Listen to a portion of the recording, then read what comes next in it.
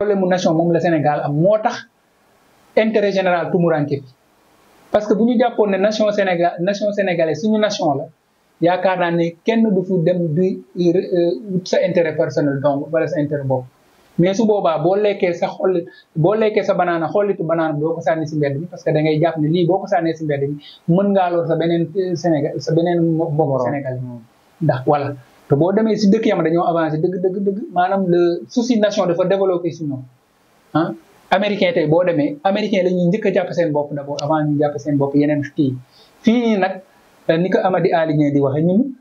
communauté la ñu xam wala maanaam comment dire la tribu la ñu xam wala mbokkoo la ñu xam ah kii kat sama mbokk bawol la kii sama mbokk saalum la waaye bu desul dara ndax ñun ay sénégalais yi loolu sénégalais yi am sentiment boobu mooy sénégalais yi ñuy dund bitim réew ñoom ñooy am voilà ñu nekk si diaspora ñoom ñoo am ay ñooñu gën a am sentiment que ñoom ay sénégalais lañu parce que ñoom comme dañoo génn Sénégal en tant que sénégalais il faut ñu booloo mais ñun ñu bokk Sénégal nekk di dund bi Sénégal mën naa ne en tant que ay sénégalais ñu booloo ngir tabax suñu Sénégal boobu dafa des ba léegi donc sa xalaat mooy daal mbooloo bi daal moo war a doon voilà c'est-à-dire du maanaam ñu am benn direction ñëpp xam ne Sénégal fii lañ ko bëgg a jële fii lañ ko bëgg a yóbbu te ñu ko fa bëgg a yóbbu ñu jiite ak ñun ñu des gannaaw yëpp kenn naxul sa morom waaye jubluwaay bi benn la ku nekk di def effort ngir Sénégal mën a yegg foofu effectivement comme ni nga xamante nii benn exemple rek parfois moo tax ñu am loolu mooy sport Sénégal Sénégal buy gagné si football ak yooyu gis nga même boo génnee si mbedd mi sax da ngay jékki-jékki soo nga xam ne sax xamoo ko voilà te loolu noonu la waroon demee nag si lépp li nga xam ne dañ koy def waaye malheureusement tey ni may faral di wax tey malade bi gën a sonn Sénégal tey mooy intérêt général moom la kenn toppatoowul askan wi toppatoowu ko médecins yi toppatoowuñ ko hôpitaux yi toppatoowuñ ko moo tax tey pour tabax Sénégal day jafe loolu parce que ku nekk yaa ngi xool sa intérêt bopp même wàllu politique bi sax parparloo bi ci am ku nekk sa intérêt bopp dong ngay sàmm. dinañ si ñëwaat. il est 18h passé de 0 minute fii nga xamante moo di si Légende TV dañuy daal di xuusante ak moom rek laalaat li nga xamante ne moo di éducation bi ba tey ndax lu am solo la si li nga xamante ne moo di si askan bi ñu gis ni ndaw yu bëri laalaat nga ko réseaux sociaux bi commencé nañ yàq ñii ñu ne réseaux sociaux bi la ñii ñu ne parents yi la tey jàng bi effectif bu ñu doon am réussite taux bu ñu doon am léegi dafa gën a wàññeeku tey si parents la wala si nouvelle technologie yi la. waaw man question boobu heure bu ma siy tontu damay naan ni responsabilité yi dañoo partagé. ok ku si nekk da nga si am wàll. ok état am na ci wàll parce que nag état. moo am na décision ya nga xamante ni ak direction ya nga xam ne état ak politique am na état moo ko mën a jël. waaye aussi école si boppam am na ci wàll maanaam su ma nee école mooy jàngalekat yi. ak chef d'établissement yi ak administration scolaire am nañ ci wàll. bu loolu weesoo parents yi am nañ ci wàll. ndax jàng si école ba la waaye yemul ci école ba la li gën a am solo si jàng sax gars yi dañuy kii ni rek mais man damaa gëm ne si kër ga la xale bu amee encadrement si kër ga école ba mën na faa ñàkk am jafe-jafe ñetteel bi aussi mooy élèves ndongo daara yi si boppam moom élèves yi si boppam ñoom aussi war nañoo xoolaat seen bopp société bi aussi bu ñu génnee damay naan au-delà de la famille à côté de l'État il y a aussi la société sénégalaise lu tax ma ne société sénégalaise mooy bu njëkk sa doom bu génnoon bu defee naka su dul noonu ku mën di taseeg moom mën na kaa corriger te du am benn problème tey jii maître buy jàngal sa doom sax bu dóoree sa doom sax dañ koy porter plainte tribunal mooy am ay jafe-jafe waaw loolu gis nañ ko fi ba tax tey xëy na de interdit nañ dóor ci école yi waaye ñu bëree bëri ñomeetuñu sax gis xale si mbedd corriger ko ndax su boobaa dañuy am problème ak waajur xale boobu responsabilité yooyu yëpp nag ku si nekk man damaa gëm ne da nga war a def li nga war a def état am na politique am moom moo ko war a mën a doxal am na ay yat yaa xam moom moo ko mën a yëkkati dóor ko si kaw askan wi pour ñu jub nekk tegu si yoon bi administration scolaire aussi chef d'établissement bu ci am fulla ak fayda ak boppam am rigueur boo taxawee sa buntu école xale bu xale bu def boppam na ko naka sudul noonu boo ko nee doo dugg si école bi bu ñu bee dina wat effectivement xale bu jigéen bu soloo naka sudul noonu boo taxawee si buntu école bi ne ko doo dugg si école bi moom du dugg si école bi su boobaa bu génnee dina sol yu yiw mën a dugg si école bi même bu duggee si école bi tax bu ñëwee sa classe ngay jàngale kat am na loom bu ko solee mën nga ne doo dugg sama classe te bu boobaa du dugg sa classe tant que changé wu nu mu solo wala nu mu watoo wala nu muy waxee loolu yëpp am nga sañ-sañ nga ne ko parce que ñoom yemuñu rek si joxe xam-xam mais aussi ay yarkat lañu war a doon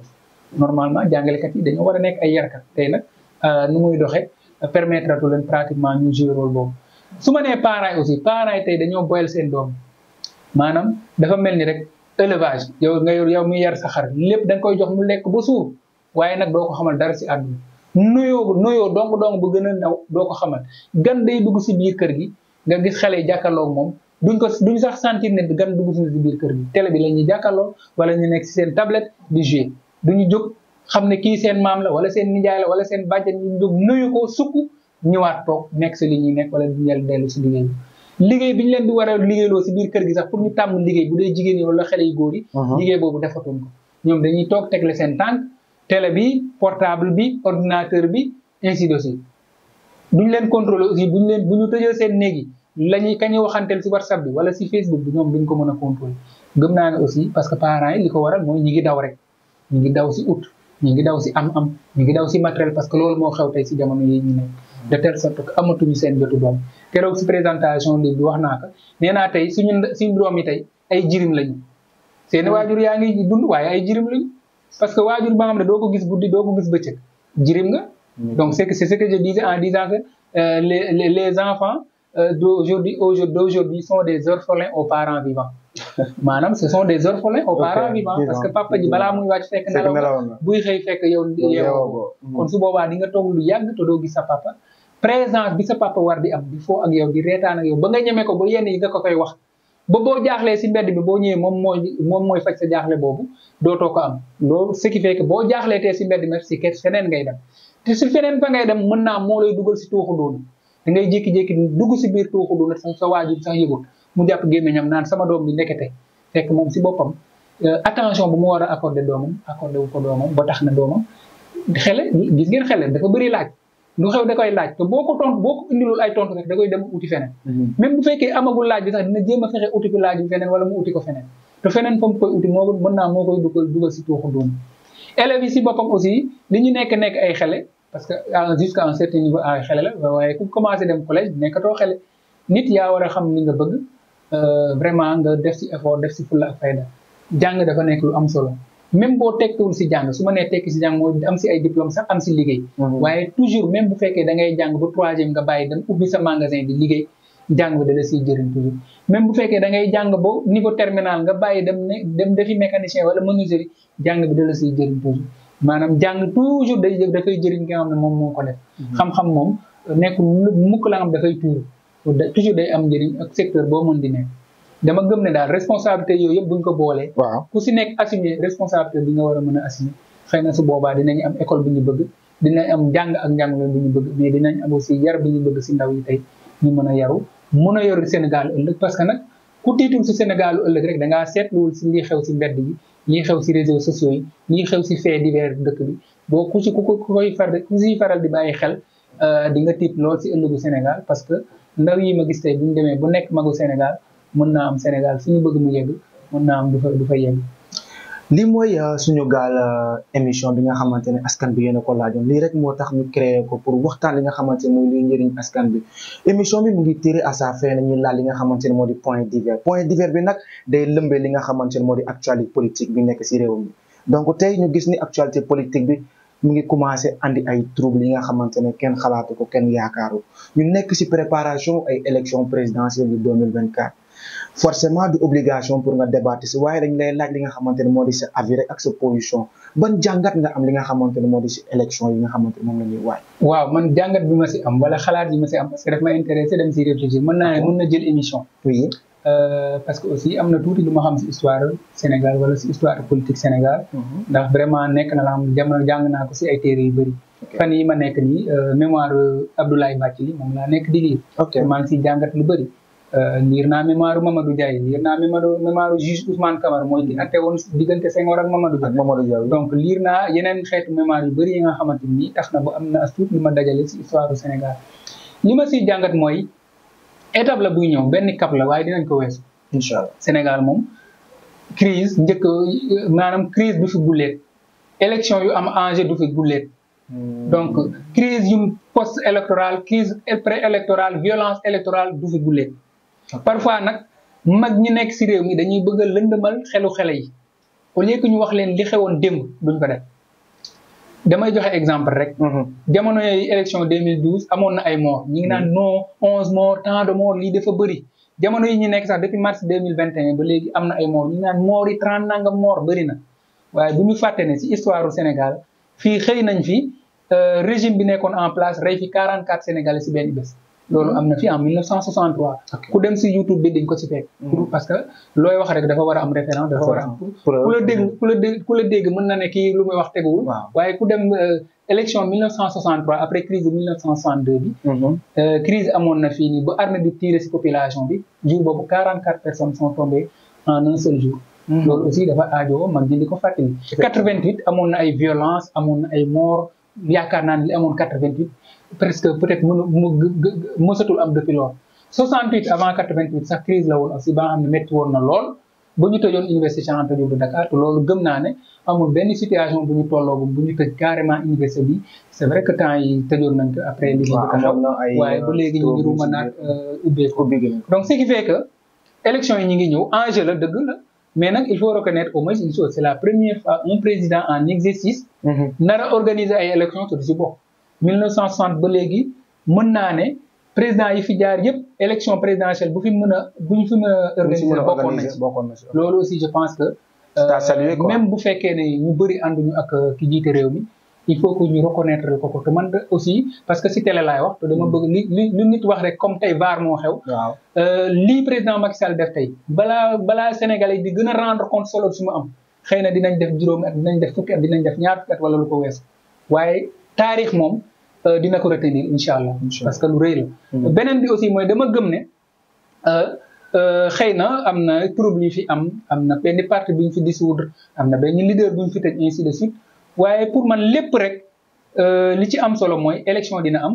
xëy na ñii si état la ñu nekk état aussi dafa am ay institution même bu fekkee ñu bëri gëmuñu institution yi ñoom ñooy décider te kan moo war a mën a nekk président wala kan moo mënul nekk président. conseil constitutionnel moo koy xëy na dina am si li ma wax parce que tey loolu dafa nekk d'actualité sans pour autant ma tudd kenn wala ma indexé kenn ñu bëri ñu ngi tey xeex tey pour lutter contre le système. waaye système bi ba léegi gisaguma ku toog si télé wala si rajo yi définir lan mooy système bi maanaam wax ne système bi moom mooy lan dëgg. amul benn politicien bi nga xamante ne. waaw c'est-à-dire même bu fekkee dañu naan système bi mooy politico judiciaire affaire religieux. mais système bi yemul si ñooñu doon. ok système bi ñu bëri ñu ngi koy dénoncer ñoom sax si système bi lañ bokk man loolu laa gëm loolu laa jàngat.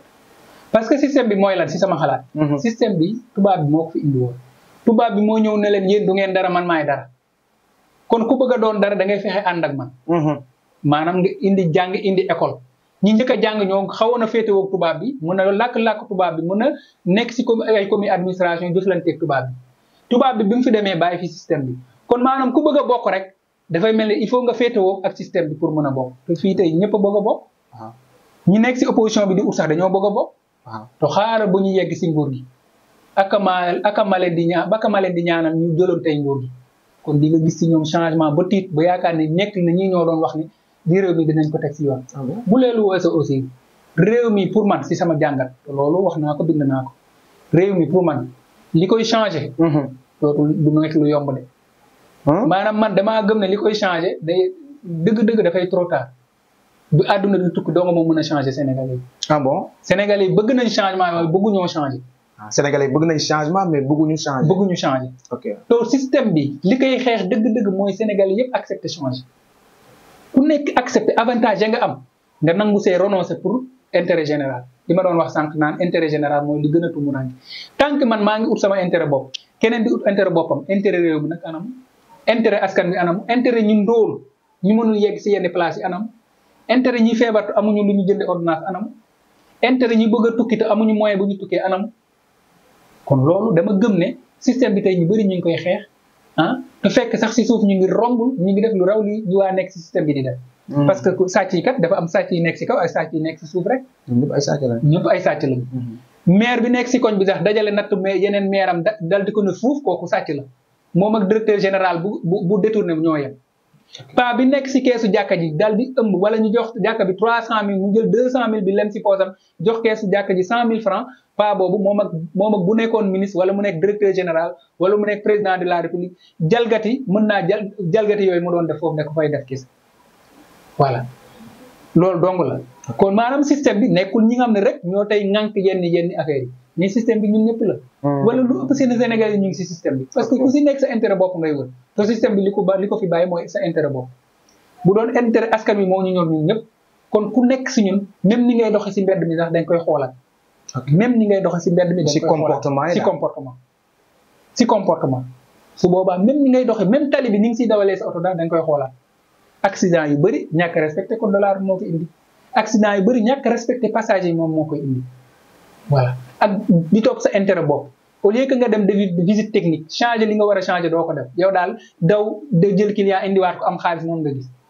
loolu nag du tabax ab réew lu koy tabax mooy ñëpp jéem a fexe jub ñëpp di góorgóorlu képp ki nga nekk la nga war a def nga def ko état aussi sanction yu mu war a def bu nit jàddee mu dal di ko def pouvoir am fi autorité am fi autorité nag mooy kilifteef boobu dama jàpp ne dafa sooxe la beneen bi aussi mooy justice sociale justice sociale lu am solo la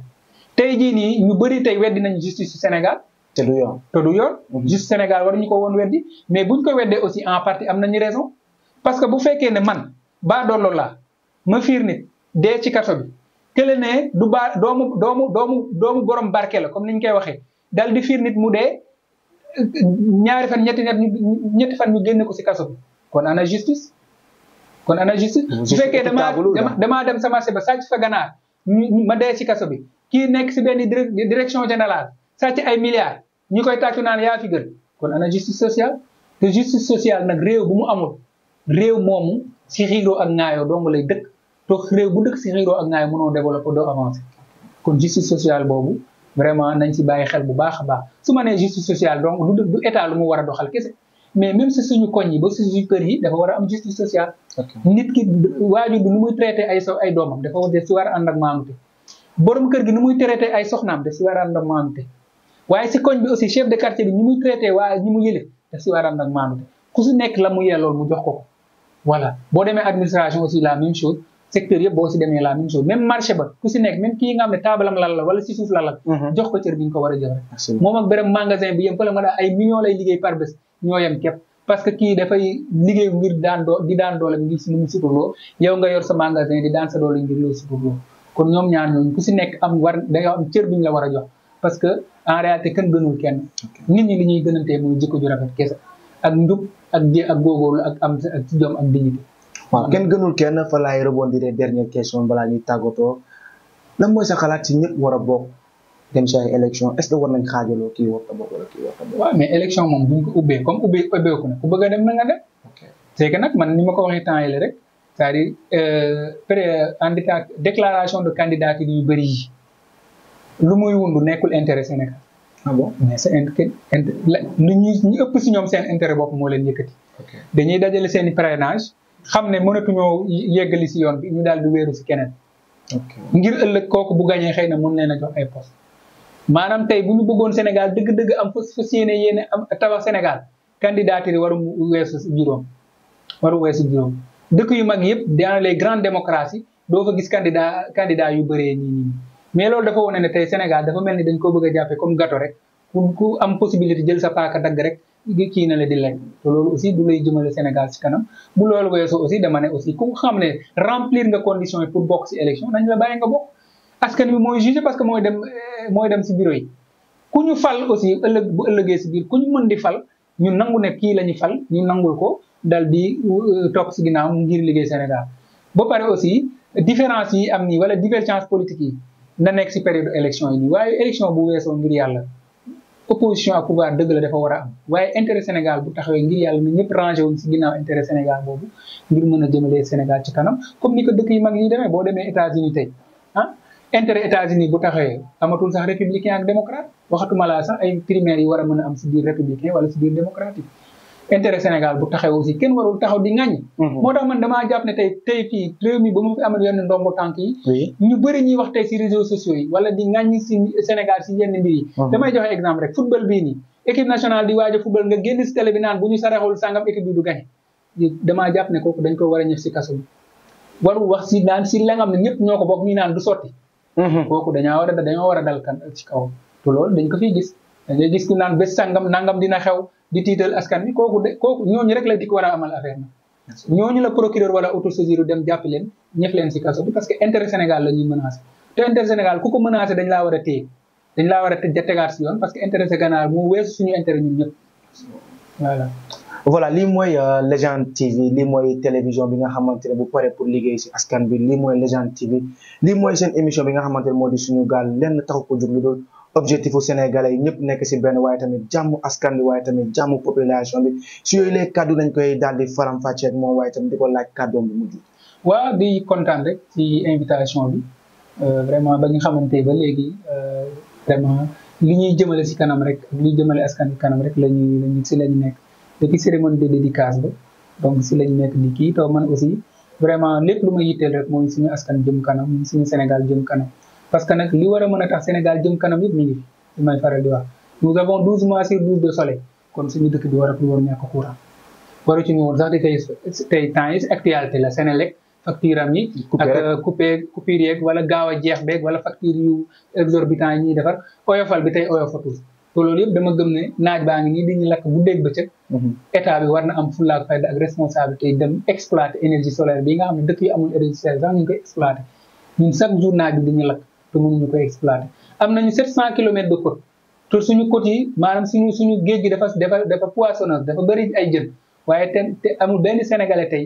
amul benn bëritul tey sénégalais yi lekk tey jën yi nga xam ne ay jënu këy